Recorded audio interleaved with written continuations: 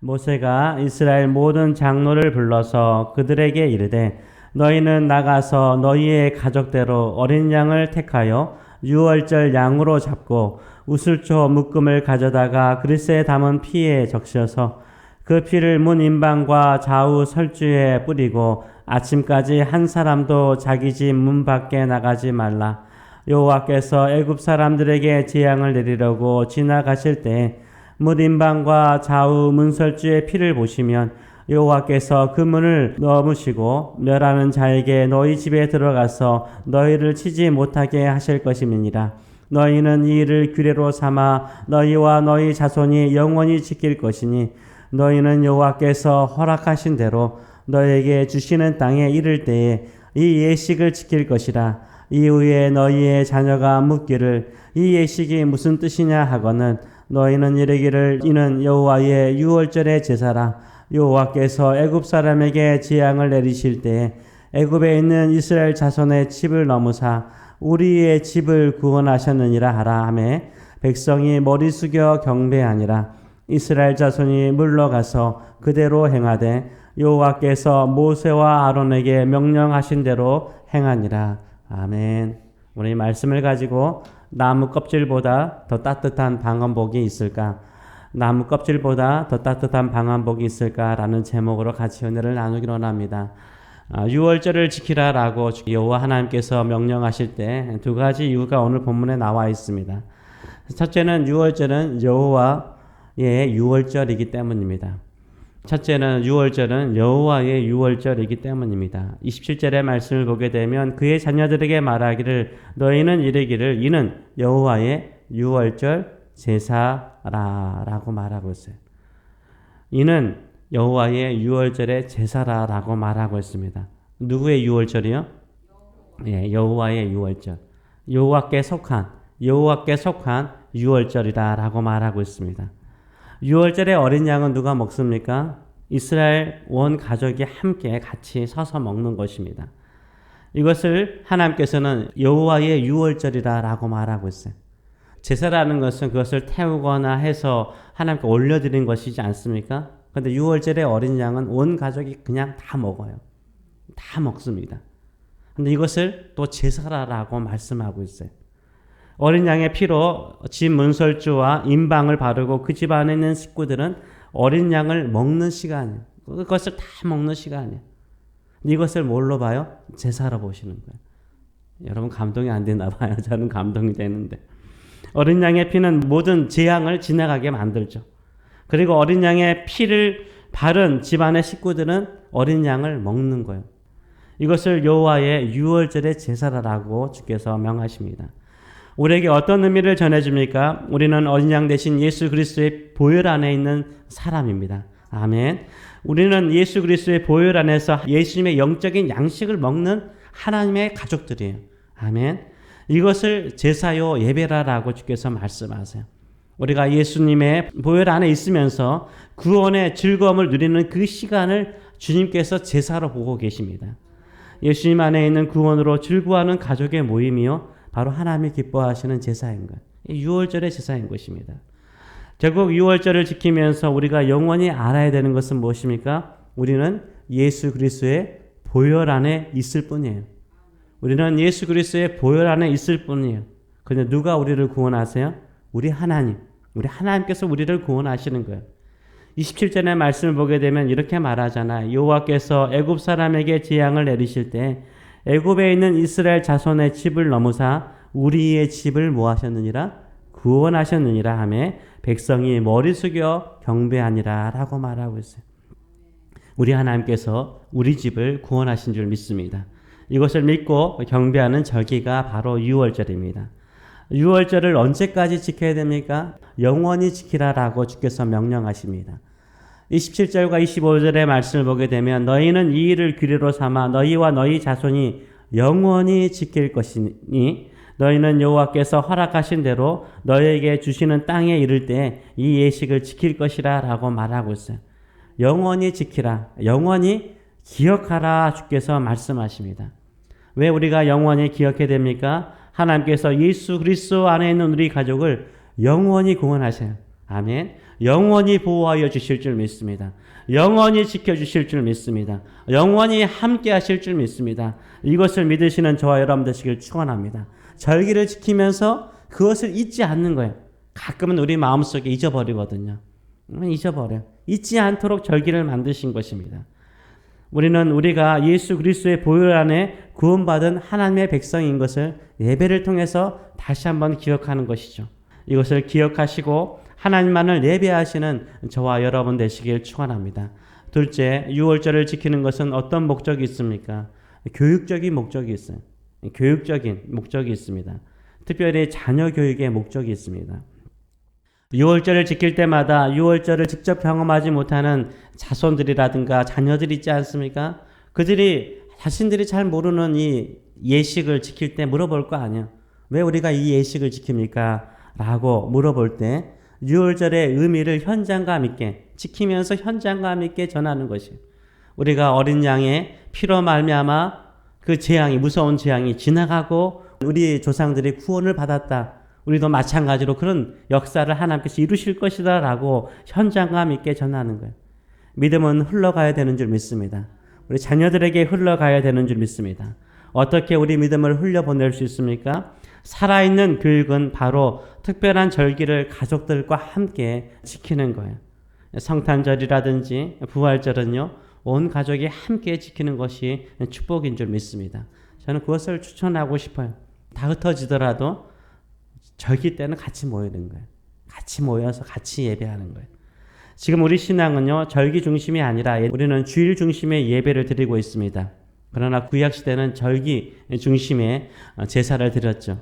각 지방에 흩어져 있던 이스라엘 사람들이요, 매주 올 수 없잖아요. 안식일마다 올 수 없잖아요. 안식일을 지키기 올 수 없잖아요.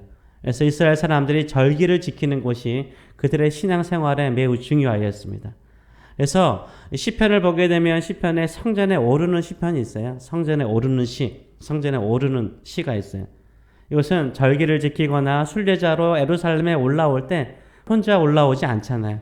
또 이렇게 여인숙에 같이 있다 보면 어디 가십니까? 그러면 예루살렘에 가십니다. 절기를 지키기 위해서, 서원하기 위해서, 기도하기 위해서 예루살렘 성전을 향하여 갑니다.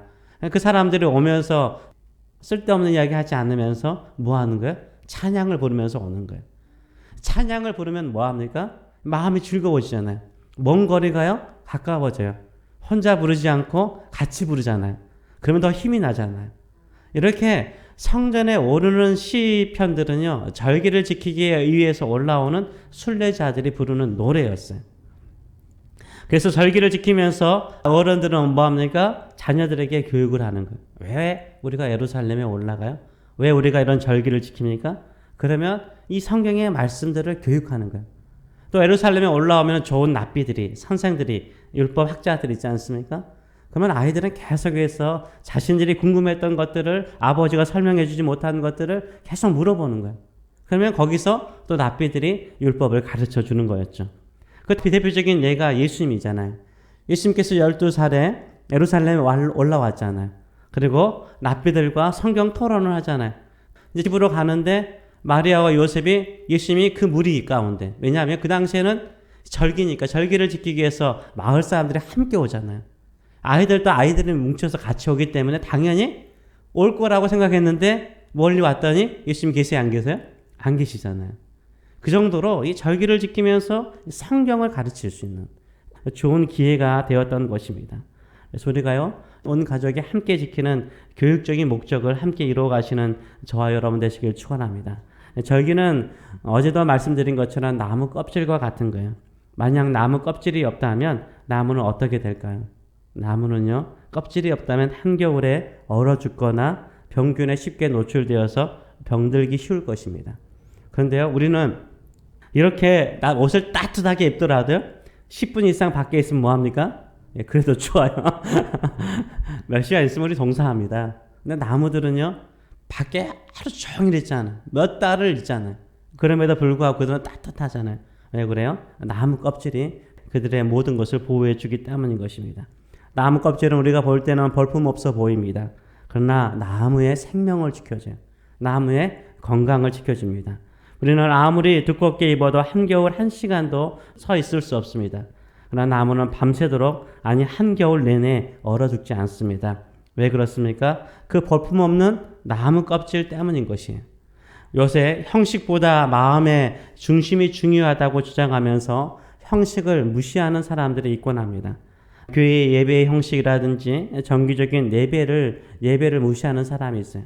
그러나 교회의 예배의 형식이나요, 정기적인 예배는요, 나무 껍질과 같은 거예요. 볼품 없고 형편없어 보일지라도요, 그것이 우리의 신앙을 지켜줘요. 우리의 믿음을 지켜줘요. 우리의 마음을 지켜줘요. 나무 껍질이 벗겨져서 없어버리면 그 나무 생명 없어지는 거예요. 마찬가지요. 예배라는 형식이, 또 예배를 정기적으로 드리는 것이 결국 나무 껍질과 같이 우리를 보호해 주는 거예요. 너무 형식적이면 안 되겠지만 그래도 형식을 무시하면 안 된다는 거죠.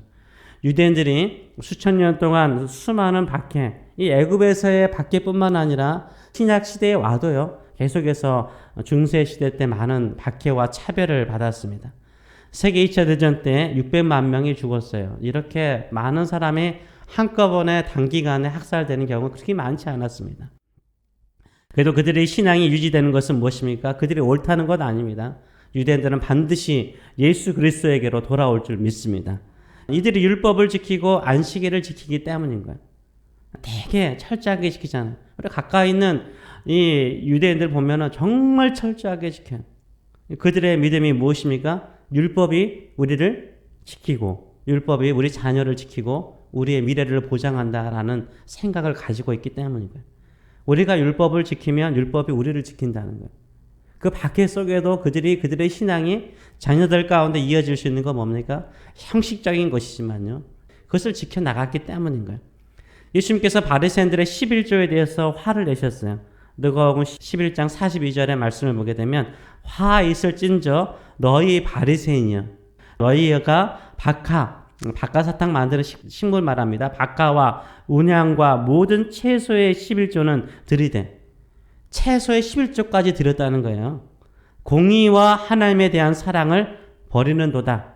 너희가 11조를 드리면서, 그 식물의 11조조차도 드리면서, 텃밭에 있는 식물의 11조조차도 드리면서 너희는 공의를 버렸고 하나님에 대한 사랑을 버렸도다 라고 책망하셨어요.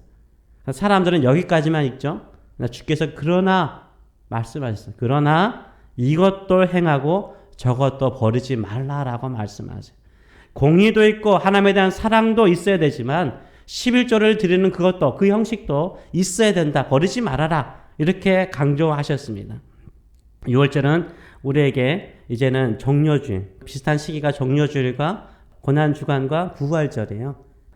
그래서 우리가 온 가족이 이런 절기를 의미 있게 지켜나가시는 저와 여러분 되시길 축원합니다. 함께 가족끼리 금식도 하고 또 부활절의 새벽을 같이 깨우면서 우리의 신앙 안에 주님의 부활을 영접하고 주님의 부활의 능력으로 우리의 가정이 다시 한번 새로운 가정이 될 것이라는 확신을 가지고 일어나시는 저와 여러분 되시길 축원합니다.